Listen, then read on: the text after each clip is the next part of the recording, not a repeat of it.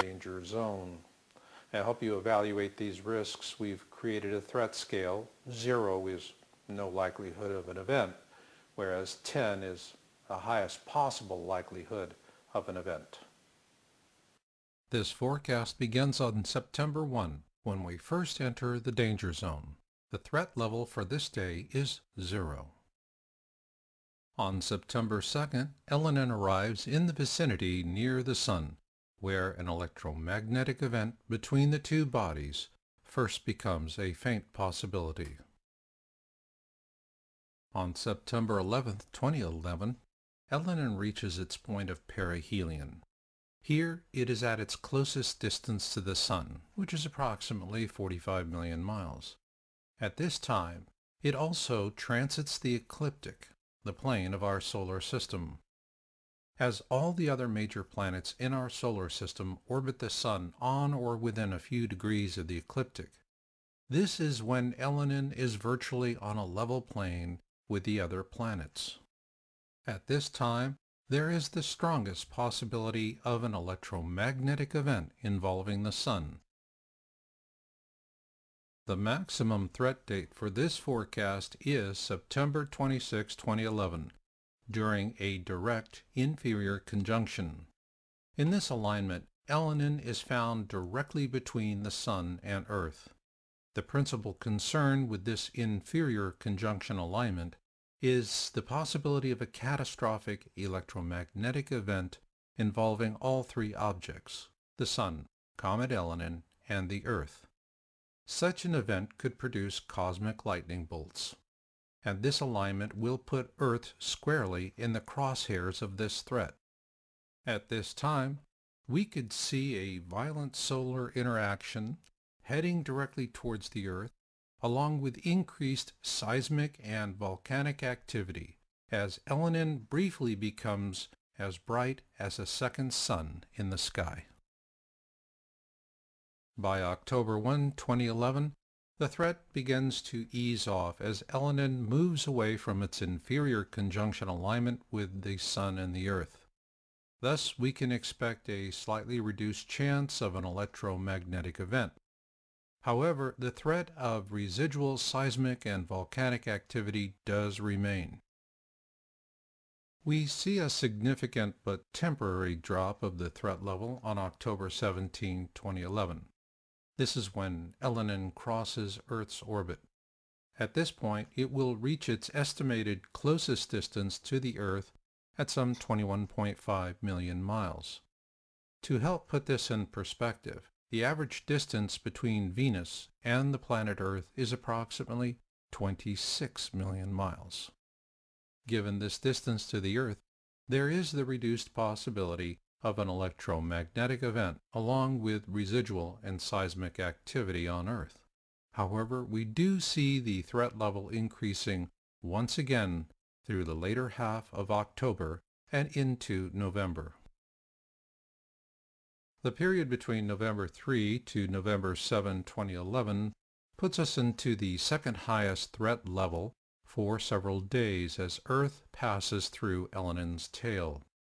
During this time, we may see large meteor showers and some deadly impact events. We should also expect higher levels of seismic and volcanic activity. On or about November 8, 2011, Earth will exit Comet Elenin's tail.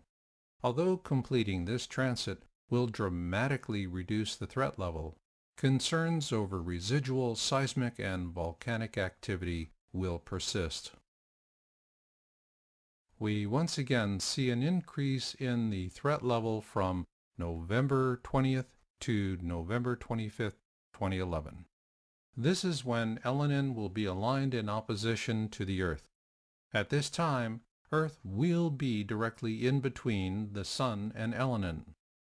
This opposition alignment could possibly trigger a solar storm aimed directly at the Earth. At this time, this alignment also increases the possibility of catastrophic seismic and volcanic events. By November 26, 2011, we begin to see a significant reduction in the threat level. At this time, we are vulnerable to the last and least significant possibility that Elenin could trigger a catastrophic solar storm aimed at the Earth. However, residual seismic and volcanic activity will continue to be a concern.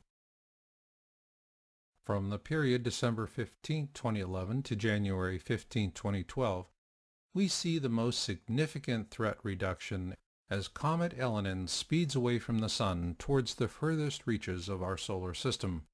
During this period, the risk of residual seismic and volcanic activity will begin to subside. On or about January 16, 2012, we finally exit the danger zone of this Comet Elenin flyby, with a final threat level of 0. At that time, the only thing left will be to wonder about what comes next. Earlier in this program, we talked about how the Hopi prophecy describes not one but two Kachinas. The first is the blue Kachina, essentially the harbinger. And then it is followed by the red Kachina, which is really going to be the worst of it. So assuming that Comet Elenin is the blue star Kachina, what could possibly be the red star Kachina? Planet X. By some estimates, there are as many as 50 different names for Planet X, and this object is prominently mentioned in the folklore and wisdom texts of many cultures worldwide. For example, it is referred to as the destroyer by the ancient Egyptians in the Kolbrin Bible and by the ancient Hebrews in the Torah, the first 5 books of the Old Testament, and again in the New Testament as wormwood. In fact, the observatory most likely to publish the official discovery of Planet X will be Project Wormwood at the Lermouth Solar Observatory in the northwestern tip of Australia. However, no matter what we eventually call it or how it eventually appears, make no mistake, it's going to hurt. So the questions now become, if Comet Elenin proves to be the blue star Kachina harbinger of Hopi prophecy, how do we survive it?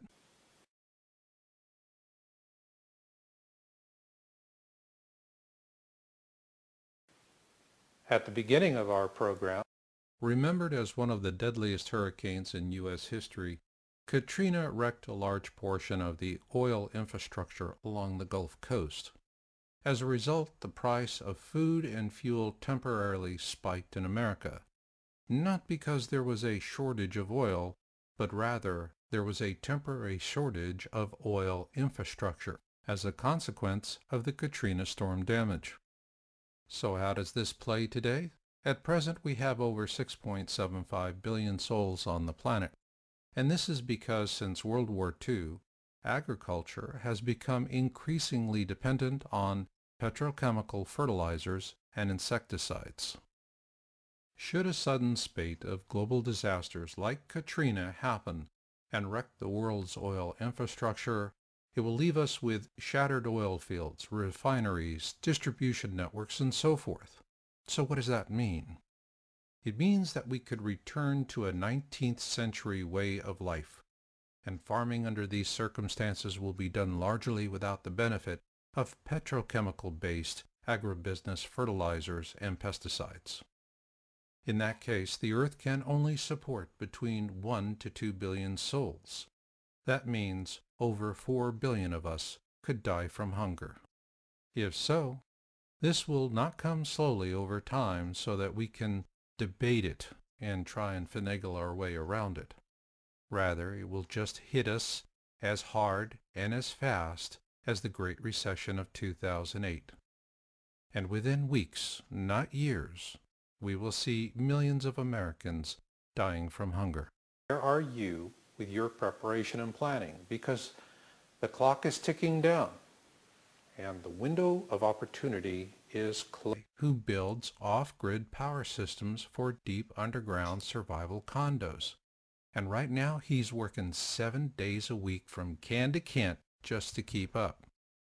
However, his greatest concern is for those of us. Another thing is that you consider my book Planet X Forecast and 2012 Survival Guide. We wrote this book to help the little guy survive. News these days. Across the globe, we see debt-ridden nations in financial chaos, the rising specter of global war, and at the same time our planet is descending into an increasing pattern of alarming Earth changes.